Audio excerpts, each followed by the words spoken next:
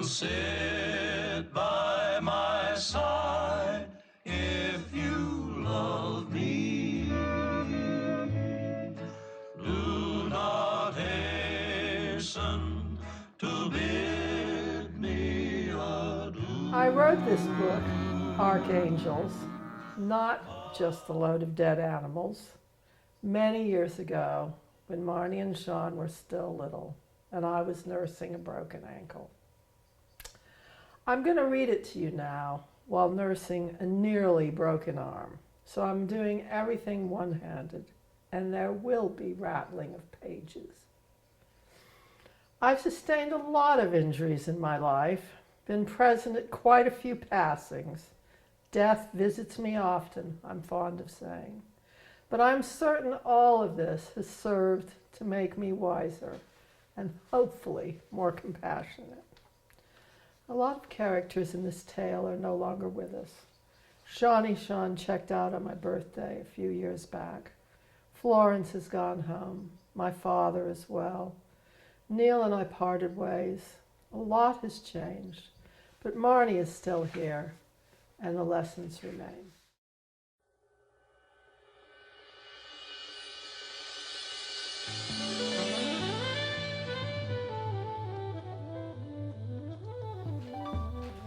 I call them all the babies. They have come to help you. They are your angels, your healers. They bring you love and light. To care for them is a great privilege, to watch over them and protect them as they indeed watch over you. When they become ill and the time of their passing draws near, they have no fear. Their only concern is for you, how you will feel when the time comes for them to leave you behind. It is important to give them your permission to be on their way and to embrace the outcome. They have given you a lifetime of love and support, and the time has come for you to show your gratitude for the days you had together, and know that as they never leave you, you will be reunited in spirit, if that is what you desire. I consider being able to end a life of suffering is the greatest honor I have known. Time and again, I can only marvel at the wisdom and understanding of my beloved friends and my greatest teachers, the animals themselves. You're going to hear about a cat called Dizzy, the Diz, the Wid, the Mabel Widgie, the Pid at times, a dog called Loogie Grant, after Ed Asner in the show of the same name, White English Bull Terrier, short and stocky. When, like his namesake, he gets his teeth into a story, he doesn't let go. I can't have a dog called Lou Grant, I remember telling Neil. But then all the old folk at the top of Primrose Hill used to remark how he looks just like him. And of course, Peggy, a Battersea special. Mostly Jack Russell, with no doubt some bull terrier. A sweet thing with a black eye patch. She had been in Battersea 3 times that we knew of, but she found me eventually when I was suffering with a broken neck. We were together long enough for her to begin teaching me about kidney problems, life, and compassion. The slob, old dog Cassius, was there as well, and definitely deserves a mention, as do they all. Marnie and Sean came much later, sent by Dizzy after her departure to keep me loved and smiling through all that was to come. This is their tale, their story. I merely held the pen and will attempt here to share with you the changes, the realizations, and the eternally infinite wisdom bestowed on me by my friends of the animal kingdom. So true.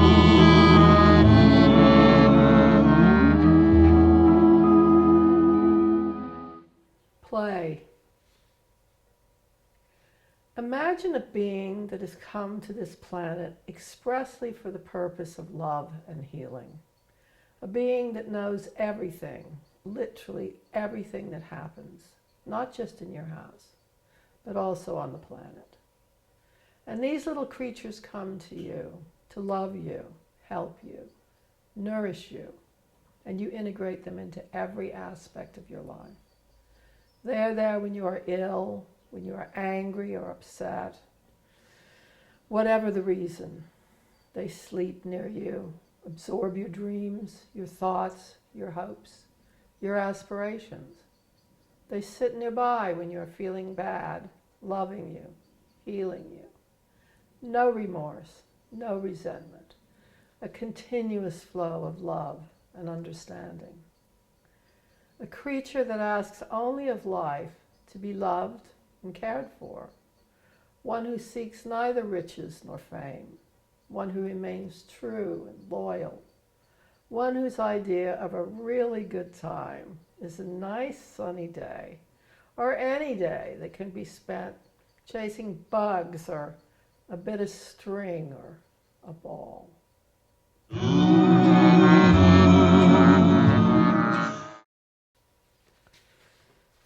Novice. I'm in Epping Forest. It's a long time ago. I don't even know about homeopathy. I'm only really starting to know about herbs. It's dark in England, late October, mushroom season. We love hunting for mushrooms. It gets us away from the city, centers all your concentration on the color of the leaves, the smell of the earth, the shafts of golden light that break through the dense trees. Breathtaking, along with the quiet sounds of the forest, water trickling, squirrels leaping about. We got lost once in this vast expanse, a very frightening experience. It was getting dark and we were tired, wandering around in circles for a long time, unable to find the road. We're very careful now to mark our path. Lou Grant is with us in spirit, running in circles as he does. We're getting hungry, so we return to the van to eat our sandwiches. Normally we'd head back home straight away, stopping in a few local charity shops to hunt for books or other treasures. But this day we were all alone in the parking area, so we decided to stay a while longer and munch our sandwiches in peace. That is when I saw them approaching. 2 girls on horses, followed by a straggly-looking German shepherd. I knew in that moment exactly what was coming. I had been on a horse myself, my brother as well, followed by a much-loved and very special dog that had come with the house my parents bought. We were crossing a highway when tragedy struck. My doggie had died in my arms. The driver of the car was ever so sorry, but my doggie was gone, no bringing her back. We had only known each other for a very short time. All this flashed through my mind in the instant those horses moved out of sight and prepared to move across the road. I concentrated on my sandwich till I heard the scream of the tires, the thud, and the yelp of the doggie. I was, for a moment there, suspended in time. Neil was in the driver's seat. I remember so clearly looking around to see if there was anyone else who could help. I looked next to me, then on my other side, no one behind me or even on my lap. It was down to me. I had to do my thing. Slowly and very reluctantly, I climbed out of the van and began running towards the street. The driver had miraculously managed to stop. Cars go whizzing by so fast at that junction. His bumper was all bent in, his headlight was smashed, and on the ground in front of him lay the doggie. Jim was his name. Head badly swollen, thick blood all around. So much blood, I thought. So very thick. The tongues bleed a lot. I expected him to be dead, but he wasn't. Is there a vet nearby? The girl said there was one about 20 minutes away. I said we would drive him. Ironically, this was one of those truly rare occasions when our elderly white transit van was not packed to the brim with the boxes of books, which had been our livelihood. I wasn't going to pick him up. I was only too aware of what can happen when an animal is injured, and I didn't want to be bitten. It's one thing to be bitten by your own injured animal. The girl assured me Jim was friendly, so somehow I got him into the back of the van, Neil being the ambulance driver. I was on my knees, the van rocking around, Jim lying there peacefully, when I realized this was one doggie who had no intention of dying. I could feel Lou Grant around me, so strongly, helping me. When I noticed that Jim's tail was bandaged where he had worried it. He had been tied to a tree and left to die when she had found him and had worried his tail ever since. This is a famous bull terrier trait, one Loogie took to its fullest. He hadn't been gone long before he sent me another one. As a healer, I don't hear voices. I work as a sensitive, trusting what I feel. I'd love to have more guidance in terms of telling me what to do, but this is how it is for me. I know that I'm always guided by spirit, but it can be a challenge to trust your feelings at the best of times. As I moved my hands around old dog Jim, I couldn't find anything wrong with him. He didn't appear to have any broken bones, seemed to be soaking up the healing, not in any pain. So I began to concentrate on his head, where he had taken the blow. By the time we got to the vet, I was covered in blood and shaking all over. But I was in better shape than his owner, so I picked Jim up and carried him inside. I laid him on the operating table and went outside with his mom, who was giving me a very big pain, truth be told. I sat her down in the waiting room and gave her some healing, and then went back outside to tell Neil the score. I was trying to calm down a bit, but I was still shaking a lot when I went back in to say goodbye to Jim. What I found wasn't what I expected. Now, this was a long time ago, and not many people knew about healing then, and we were a long way from the heart of London. The vet was very surprised. I don't know what you did, but this dog doesn't look like anything happened to him. I said I'd given him healing. He suggested I give some to Jim's owner. I wanted to see Jim to say goodbye. He was in another room, now standing up, panting happily, pink tongue slurping my face, big hugs, and waggle-taily. I stood there watching him, the vet next to me. My words came out quite slowly. I'm quite good on swellings. Surreal. I look at Jim, and the vet looks at me. What swelling? When I settled into my bed much later, totally in shock, still covered in blood, the thud, Jim's screams, all the blood on the pavement rushing through my mind, I rang Kathleen for some guidance. Sister Martha came through and commended my work well done and told me I was a novice. Months later, Helen would explain to me what a good thing this was. It took a long time for the shock to subside. Sometimes now, when I find myself struggling with the arduous task of listening to myself, I think back to that time in the back of the van, Lou Grant behind me, Jim lying at my knees, telling me all I will ever need to know.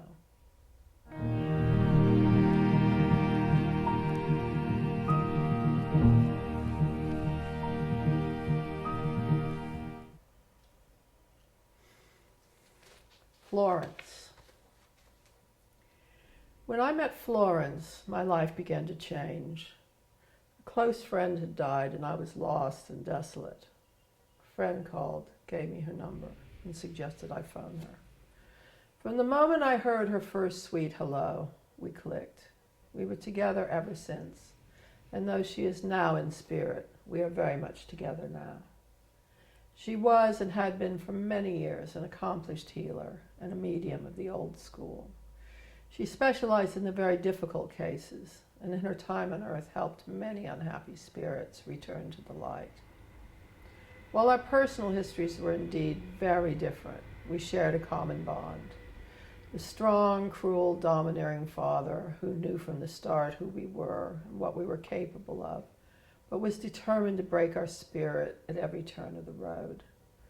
While unsuccessful, in her case, the combination of the cruel and powerful father and a cold and uncaring mother had taken its toll in childhood. But Florence was special and spiritual and kind. She was always able to shine through. "You've taken a very bad situation and made it positive," she told me. Her words and understanding set me on the path. Unlike myself, she had always heard the voices even when she was little, and it was they who had seen her through. She had not long ago given her life to Spirit and immersed herself in the work of helping others. She was true and, like myself, unadorned. I have since learned there are many egos in our line of work, but Florence was a special person in this regard, unassuming and wise.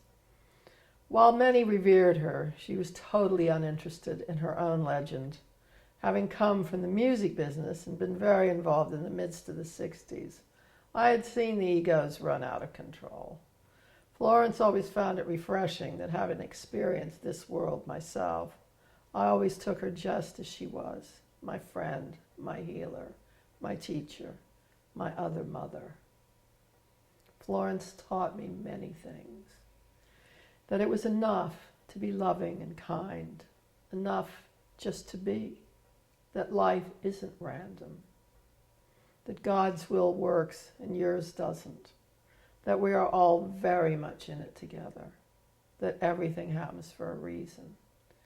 And under her guidance, I began to grow. When I was full of angst about some problem that I was dealing with, she would gently inquire, "Have you done everything you can do?" If my answer was yes, she would give a little shrug and say, "Then just hand it over." "Hand it over," I would ask. "To God," her answer. She wasn't conventionally religious.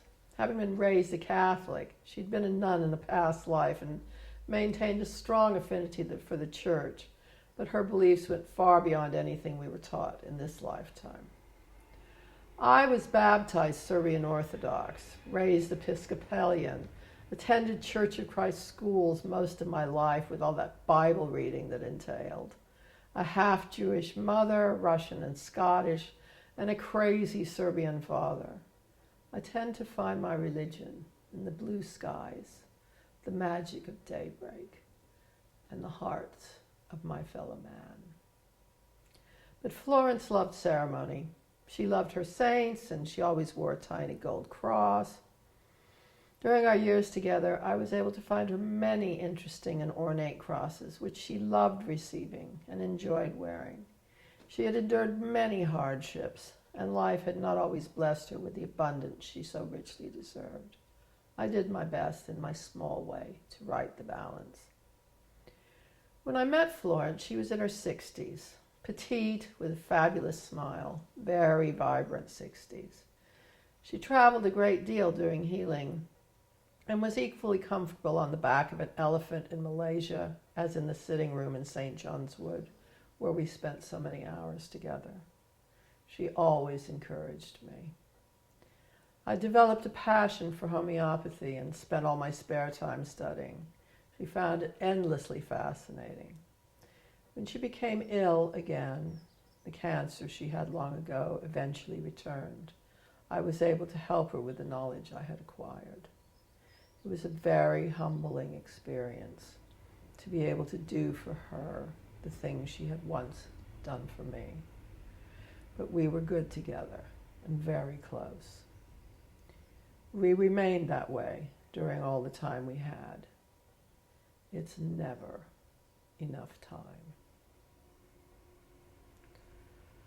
On the day she said to me, "You've been a good daughter," I knew that her time was near. She looked forward to returning home, her only concern for the daughter she would leave behind. My prayer was that she would not have to suffer an agonizing death, and while she was very uncomfortable towards the end and fed up and ready to go, she was pretty much spared in this regard. And while her passing has without question been one of the greatest losses I have known, I have grieved for her the least. Why are you sad? She would say. Why don't you get in touch more often? I've asked. She smiles that smile and gives me a big, big hug. Because I'm always with you, she answers.